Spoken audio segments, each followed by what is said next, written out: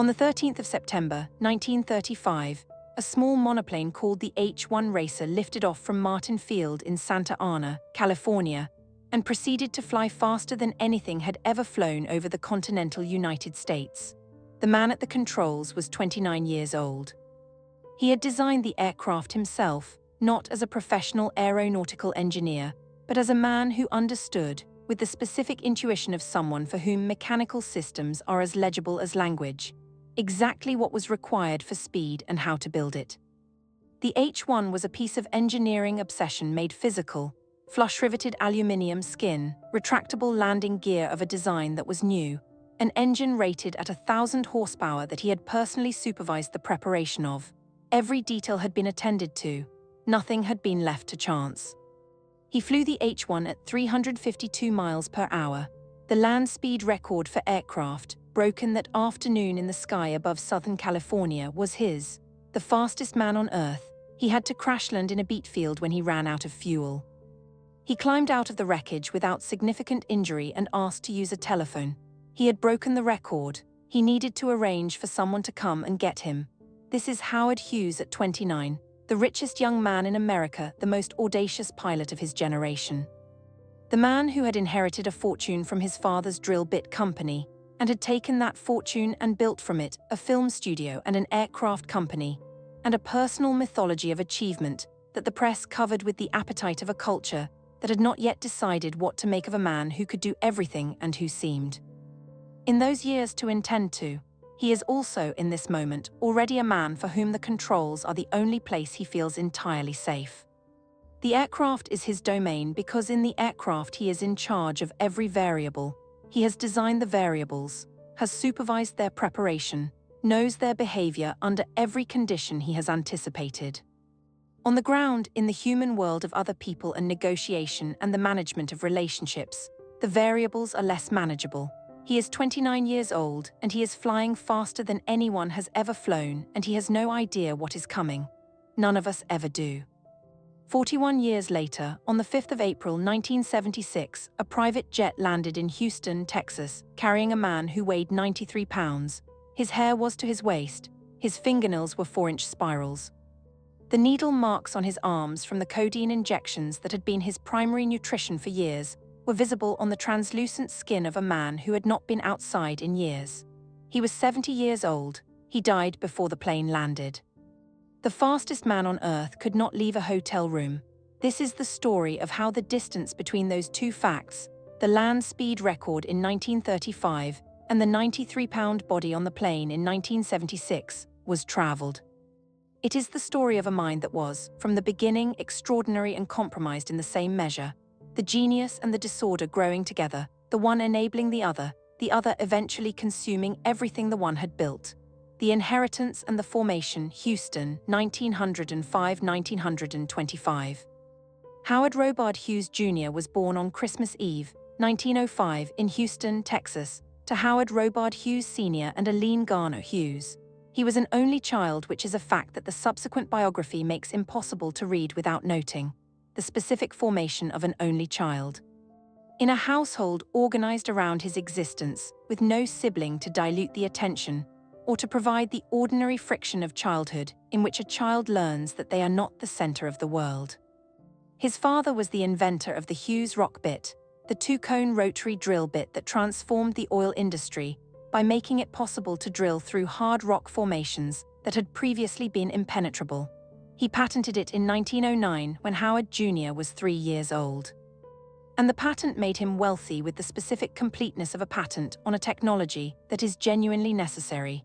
Every oil well drilled in America used the Hughes rock bit, and Howard Sr. charged a rental fee rather than selling the bit outright, which meant the money came in continuously across years and decades in amounts that compounded with the expansion of the oil industry into something extraordinary. He was wealthy. His son would be wealthier.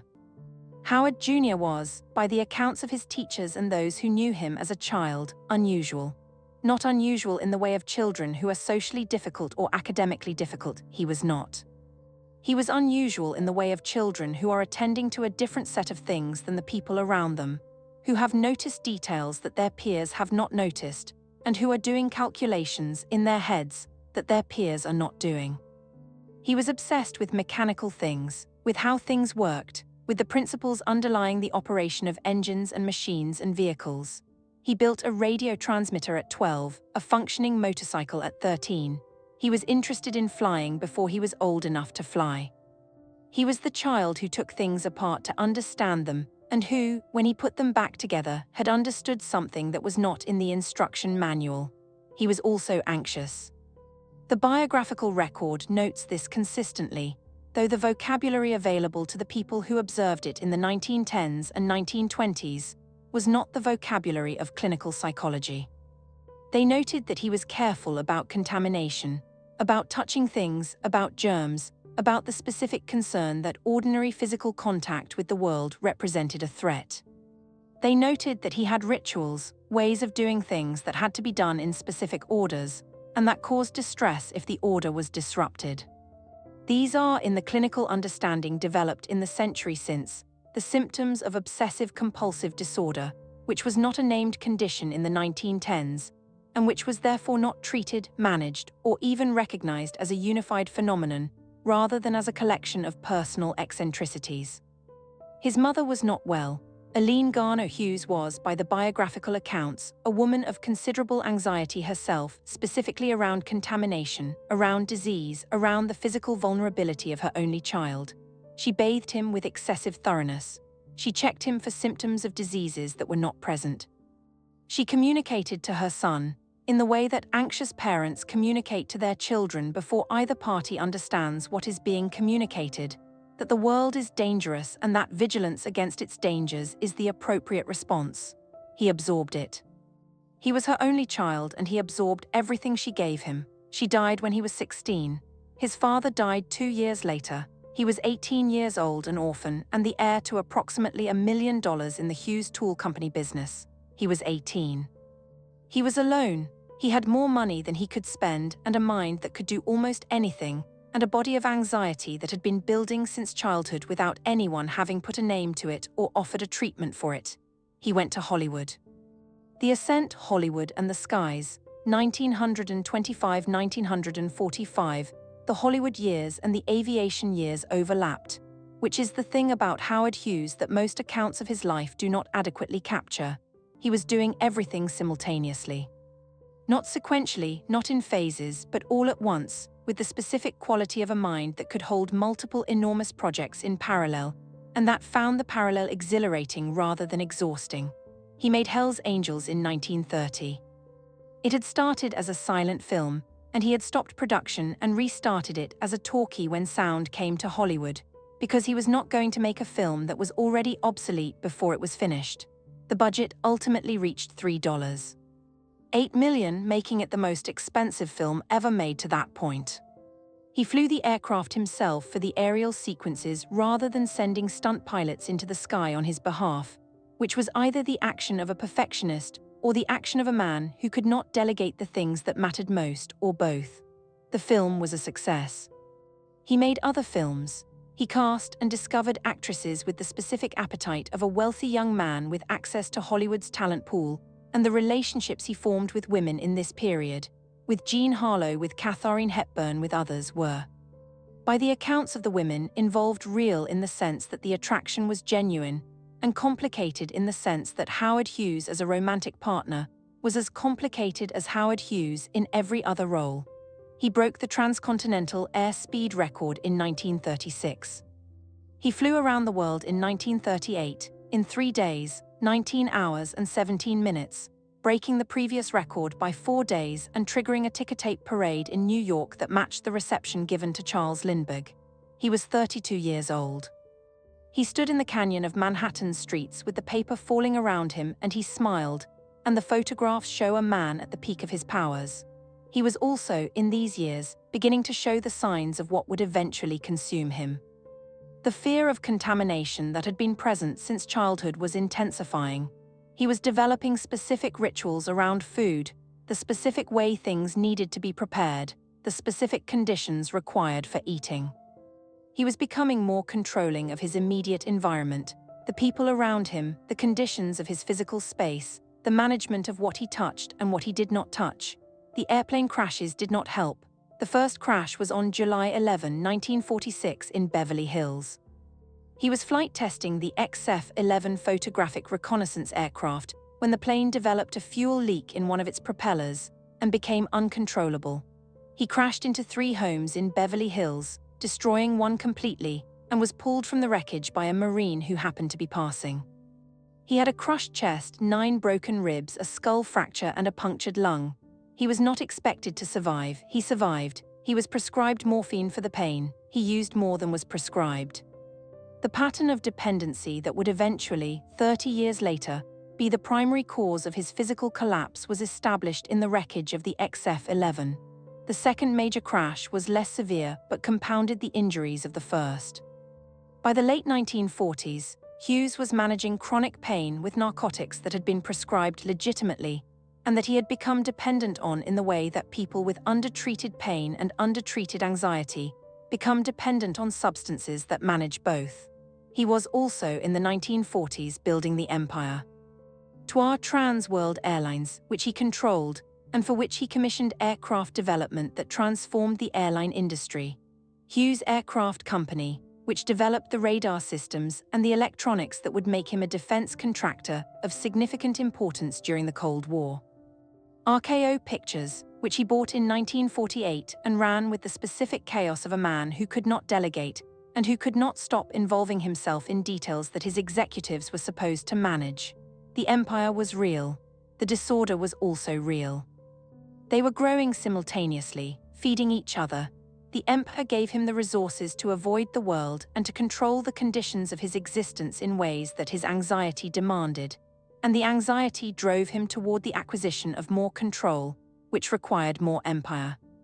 The first imprisonments, 1947–1966. Howard Hughes had a congressional hearing in 1947, at which Senator Owen Brewster, who was allied with Juan Trippe of Pan American, Hughes's primary competitor, accused him of misusing wartime contracts. Hughes defended himself with the ferocity of a man who had decided that the accusation was an attack on his honor that he was going to destroy. He destroyed it. He performed in the Senate chamber with the confidence and the aggression of a man in full possession of his faculties, and the hearing ended not in his disgrace but in Brewster's. Hughes won. It was one of his last fully public performances. In 1950, he began what would become a long pattern, withdrawal from public life conducted in stages, each stage more complete than the previous. He spent increasing amounts of time in private, not the ordinary privacy of a person who prefers quiet, but a managed, supervised privacy in which the conditions of his environment were controlled with a thoroughness that went beyond preference into something more severe. He moved into the Beverly Hills Hotel in 1950 and stayed for 3 years, not as a guest in the normal sense, not using the hotel's restaurant and its pool and its social facilities. He occupied a bungalow that was kept to his specifications: temperature, light, airflow, the arrangement of objects, the procedures by which things were brought to him and placed in specific ways by staff who had been instructed in precise protocols. He screened films. He had a private screening room arrangement, and he screened films at all hours, sometimes watching the same film multiple times in succession, or the same reel of the same film over and over in the darkened room. He ate. He slept irregularly. He conducted business by telephone, from the bungalow, managing his empire through intermediaries who carried his instructions to the executives of his various companies. He was working. This is the important fact about the 1950s, the decade that is sometimes treated as the beginning of the decline. He was still working, still making decisions of consequence, still capable of the commercial and technical intelligence that had built the fortune. The TWA expansion, the Hughes aircraft contracts, the management of his properties. These were not the activities of a man who had stopped functioning. They were the activities of a man who was conducting his life from behind a growing barrier of protective ritual and managed environment. The 1966 move to Las Vegas was the pivot point. Hughes had been forced out of TWA, the airline's board, tired of his management style and his inability to make decisions on normal timelines, had effectively removed his control. He sold his TWA shares in 1966 for $546 million, which was at the time one of the largest transactions in American business history. He had $546 million in cash and no airline. He was 60 years old. He arrived in Las Vegas on Thanksgiving night, 1966, carried on a stretcher through the back entrance of the Desert Inn, and taken to the 9th floor, and the 9th floor was where he remained. He did not leave for 4 years. The Desert Inn, Las Vegas, 1966–1970. The 9th floor of the Desert Inn in Las Vegas was in the years Howard Hughes occupied it as specifically arranged as a human environment can be arranged. The temperature maintained at a specific level, the light excluded by blackout curtains that were never opened. The noise managed by the barriers of his aides and his security detail. The staff who had access to him, the Mormon aides who served as his personal attendants, chosen partly for their faith-based restrictions on alcohol and caffeine, which reduced the variables Hughes had to manage in his immediate environment, operated according to protocols that were written down and followed with the precision of instructions for handling radioactive material. The protocols were about contamination. Everything was about contamination. The aides who brought him food wore gloves and followed procedures for handling objects that minimized the possibility of transferring germs. Food was delivered in specific ways, placed at specific distances, handled according to specific rules. The paper towels that Hughes used to pick up objects, because bare skin touching objects was not acceptable, accumulated in stacks. The stacks accumulated until the room contained hundreds of them, and the hundreds were arranged in specific ways, and the arrangement was part of the ritual. He was eating. Not much and not well. The diet had narrowed to the specific foods his anxiety permitted, which by the Las Vegas years had become primarily ice cream, one flavor at a time, eaten until he declared the flavor finished and ordered a new one, and roast chicken. He ordered the chicken in specific ways, he ate specific parts, the bones accumulated and were managed according to protocol. He was watching films. The arrangement for film screening in the Desert Inn involved a projector and a specific reel arrangement, and Hughes watched films, sometimes the same film for weeks, sometimes the same reel of the same film, in the darkness of the blacked-out 9th floor. The films were sometimes his own films, the ones he had made or owned, the RKO catalogue that he had acquired in 1948 and that sat in the vaults of his various enterprises. He watched Ice Station Zebra more than 150 times. He had the film screened continuously, on repeat, in the room where he spent most of his waking hours. He was conducting business. This is the fact that coexists with every other fact about the Desert Inn years, and that makes the period genuinely strange rather than simply sad. He was, from the 9th floor of the Desert Inn, conducting one of the most significant commercial operations in American history. He bought the Desert Inn from its operators, the Dalits Organization, in April 1967, because they had asked him to vacate the floor he had been occupying since Thanksgiving, and he found it simpler to buy the building than to leave it. He then bought the Sands, the Castaways, the Landmark, and the Silver Slipper. He bought vast tracts of land in Nevada, his real estate holdings there eventually totaling approximately 1,000 square miles. He tried to buy the Stardust and was blocked by the Nevada Gaming Commission. He was buying Las Vegas from a hotel room with the curtains drawn. The Nevada political establishment, the governor, the elected officials, the casino regulators, was, during this period, receiving telephone calls from Howard Hughes at unpredictable hours. He had opinions about Las Vegas, about nuclear testing in the Nevada desert. He was opposed. The vibrations disturbed him, about the management of the city's water supply, about the regulation of gambling. He called the governor at 3 a.m. with thoughts on water policy. He called senators with concerns about nuclear testing. He was managing his investments and his anxieties simultaneously, from the same blacked-out room. By the time he left Las Vegas in November 1970, he owned more of Nevada than any individual in the state's history. His aides carried him out of the desert in the same way they had carried him in, on a stretcher through a service entrance, at an hour when the hotel's other occupants were unlikely to be present. The needles, what the narcotics did. The codeine had been prescribed legitimately in the aftermath of the crashes, for the chronic pain that the injuries had left behind. Chronic pain in 1946 was managed the way chronic pain was managed in 1946, with narcotics, prescribed by physicians who understood their effectiveness, and who did not always have, in the medical understanding of the era, an adequate framework for the management of the dependency that long-term use produced. He had been dependent since at least the late 1940s. The dependency deepened across the 1950s and the 1960s as the pain, real or perceived, and the anxiety that the narcotics also managed grew. By the Las Vegas years, the codeine injections were the organizing fact of his physical existence, administered by the aides in dosages that increased across the years, essential not only for the management of pain, but for the management of everything, the anxiety, the OCD. The specific quality of terror that the world generated in a mind that had long since lost the capacity to manage that terror through any other means. The needles left marks. By the mid-1970s, Howard Hughes's arms were a record of the years, the accumulated puncture wounds of thousands of injections, covering the skin of his arms from wrist to shoulder. Photographs taken in his final years, circulated eventually through the legal proceedings that followed his death, show arms that look like the arms of someone who has been using needles for decades, which is what they were.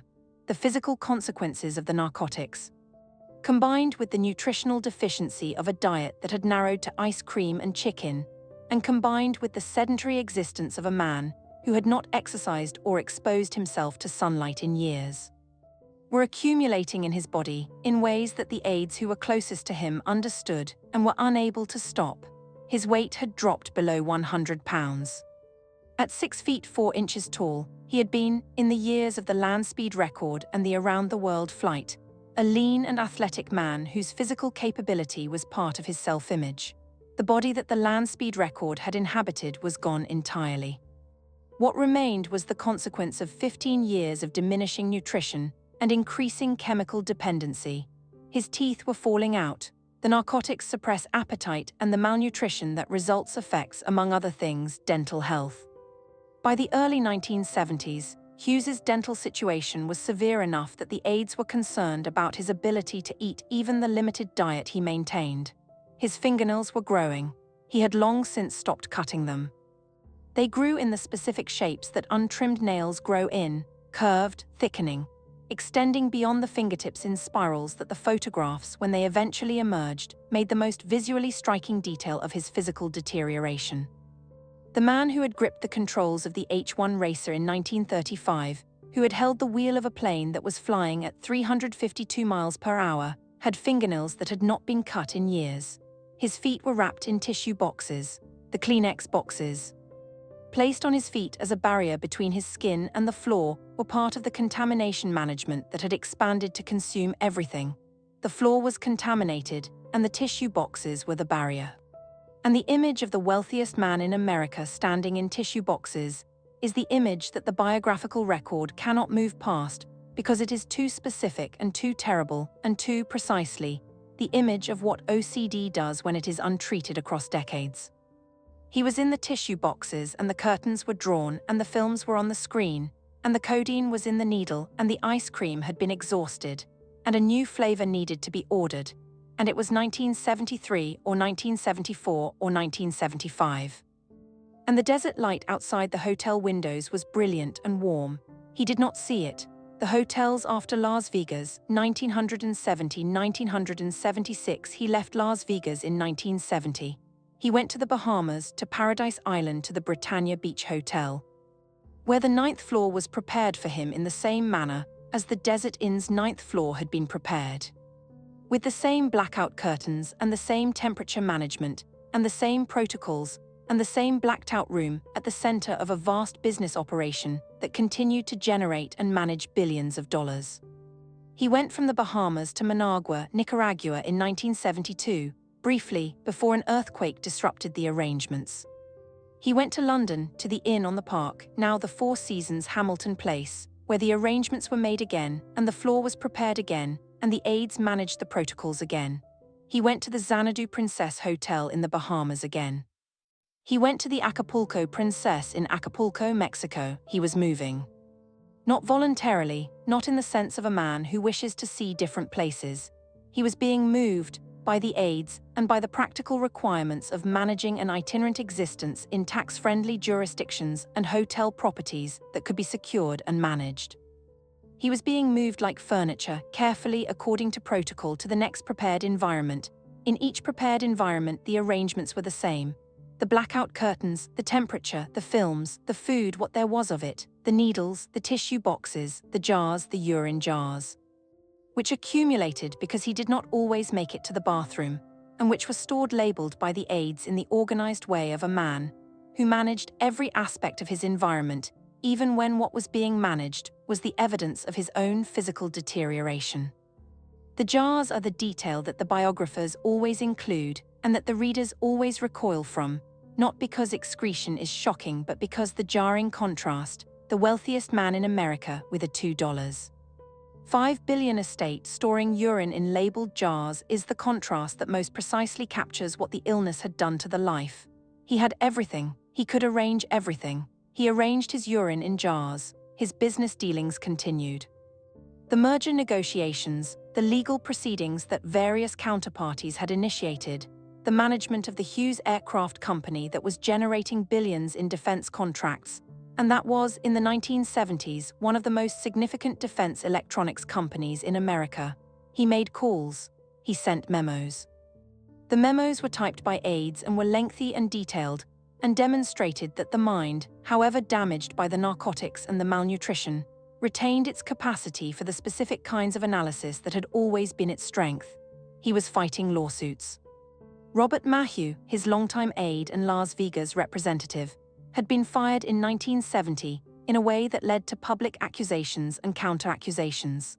Clifford Irving, a writer who had claimed to have produced an authorized autobiography of Hughes with Hughes's cooperation, published a book in 1972 that was a fabrication. Hughes broke what had been years of total silence to say so, calling in to a press conference, by telephone, his voice immediately recognizable, but his condition not immediately apparent to those who heard the call. He spoke clearly. He was coherent. He was 90 pounds and tissue boxes and urine jars in a hotel room in the Bahamas, and he spoke clearly enough to destroy the fraudulent biography. The mind was there, the body was gone. April 5, 1976, the jet. He died on April 5, 1976, aboard a private Learjet that was carrying him from Acapulco, Mexico, to Houston, Texas, where he was to receive medical treatment at the Methodist Hospital. He had been declining for weeks in a way that even the aides, who had normalized the decline across 15 years, understood was different. The medical consultation that had been sought and the recommendation made was that he needed hospital care that the hotel rooms could not provide. He was carried to the plane on a stretcher.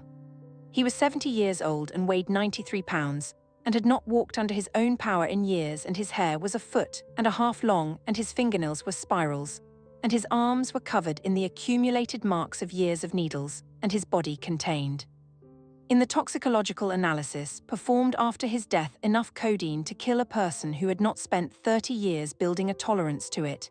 He died before the plane landed. The death was attributed to chronic renal failure, the kidneys, overwhelmed by years of codeine and inadequate hydration, and the accumulated damage of the existence he had been living had failed. He died in the air above Texas, in the private jet that was carrying him to the hospital, where he would have received the treatment that his body would not have survived in any case. He was identified by his fingerprints because no one aboard the aircraft had documents that established who the passenger was. The FBI was called. The fingerprints matched the prints on file from the 1947 congressional hearing. The man who had set the land speed record in 1935 was identified by fingerprints at his death in 1976. The estate was contested. Howard Hughes had not left a valid will, or rather he had left several documents that purported to be wills, including the famous Mormon will that appeared to leave a portion of his estate to Melvin Dummer, a gas station attendant who claimed to have given Hughes a ride in the Nevada desert. The Mormon will was eventually ruled a forgery. The estate, in the absence of a valid will, descended to his cousins under Nevada intestacy law. The cousins received approximately $2.5 billion. The cousins had not met him. They received what remained of the fortune that a man who had set airspeed records and made films and owned airlines and bought Las Vegas had accumulated across 70 years of extraordinary capability and progressive self-destruction. What the record misses. There is a photograph of Howard Hughes taken in 1938 at the conclusion of the around-the-world flight. He is standing on the tarmac at Floyd Bennett Field in New York, where the ticker tape parade will begin. And he is 32 years old and lean, and slightly disheveled in the way of a man who has just spent 4 days in a cockpit, and he is smiling the smile of a man who has done the thing he set out to do. The smile is real.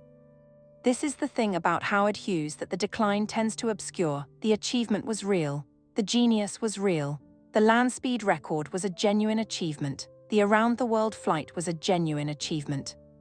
The development of the H-1 racer and the HK-1 flying boat, the Spruce Goose as the press called it, the largest aircraft ever built, which he flew once on November 2, 1947.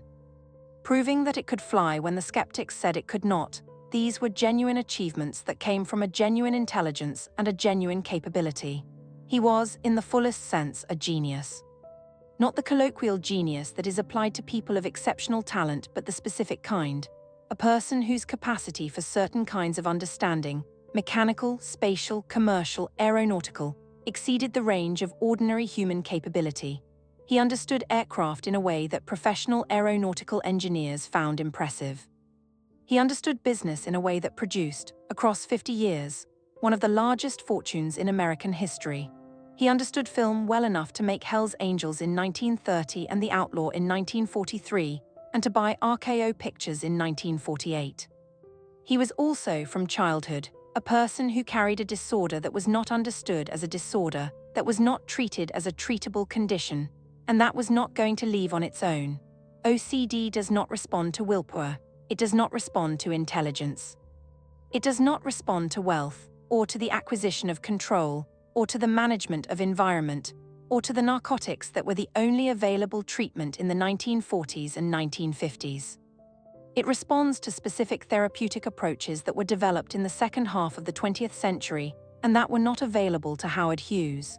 Exposure and response prevention therapy, the standard treatment for OCD, was not developed until the 1970s, too late in every sense for Hughes. He was not a man who chose the tissue boxes and the jars. He was a man who was consumed by a disorder that his era could not treat, who spent 30 years managing the disorder with the resources his wealth provided, control of environment, narcotics, aides who followed protocols, and who was destroyed by the managing. This does not exonerate the choices he made that were choices. The management of the people around him was controlling and often cruel. The treatment of the aides, who were required to follow protocols that were sometimes degrading and who had no recourse, was a form of exploitation that the wealth made possible. The business decisions that harmed people, the management of TOIR, the handling of the RKO acquisition, the treatment of employees and counterparties across the decades, these were made by a person with agency, and they had consequences for people who deserved better. But the tissue boxes were not chosen. The 93 pounds was not chosen. The land speed record was made by the same mind that produced the tissue boxes and the jars. The same person, one mind. He was the fastest man on Earth, and he died malnourished in a plane above Texas in 1976, and he was identified by his fingerprints, and the estate went to cousins who had never met him.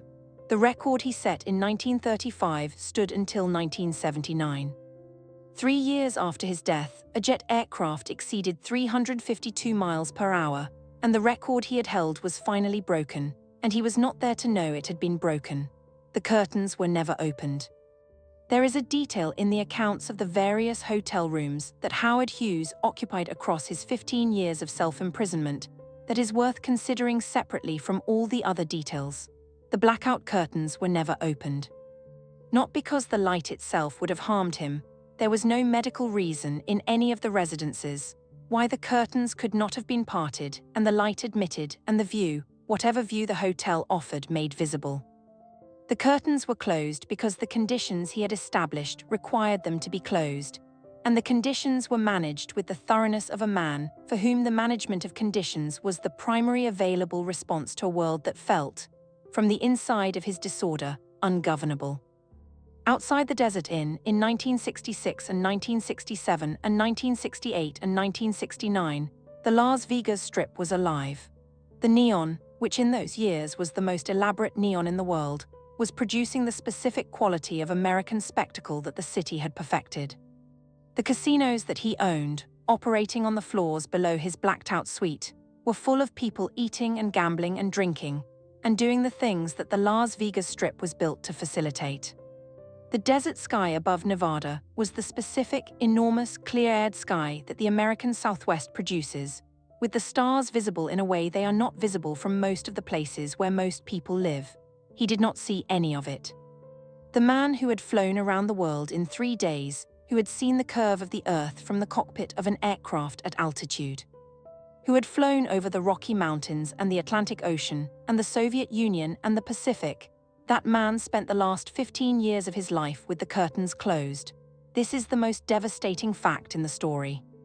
Not the fingernails or the jars or the 93 pounds, though all of those are devastating. This, that the man who had gone further and faster than anyone else of his era, who had literally seen more of the Earth from a higher vantage point than any of his contemporaries, closed the curtains on whatever remained of the view. He closed them because the disorder demanded it. The disorder demanded it because it was untreated. It was untreated because the treatments did not exist. The treatments did not exist because the century had not yet understood what OCD was, and the century did not understand it in time for Howard Hughes. He was the man who flew fastest and farthest and built the most and controlled everything he could control, and was destroyed by the thing that all the control could not manage, the anxiety inside the disorder that grew alongside the genius. The condition that the tissue boxes and the curtains and the jars and the protocols were all in their way attempts to manage, and that could not be managed this way, and that eventually consumed him. The curtains were closed. The record stood for 3 years after he was gone. The estate went to the cousins. The films are still available. The aircraft companies he built are part of the defense and aerospace infrastructure of the United States. And the fastest man on Earth died at 93 pounds in a private jet above Texas, having not seen the sun in years. He had flown around the world to see what was there. He had closed the curtains on what was outside his window. That is the whole tragedy of Howard Hughes, not the fall from wealth. The wealth was intact when he died, the fall from the world. The specific, terrible, irreversible fall from a world that was, in the years when he had access to it, extraordinary and available and lit by the light that the desert sky produces when you are willing to open the curtains and look. He closed them. He was the last one in the room, and the curtains stayed closed until there was no one left to close them. If you enjoyed this video, please like and subscribe so you never miss out on more fascinating stories.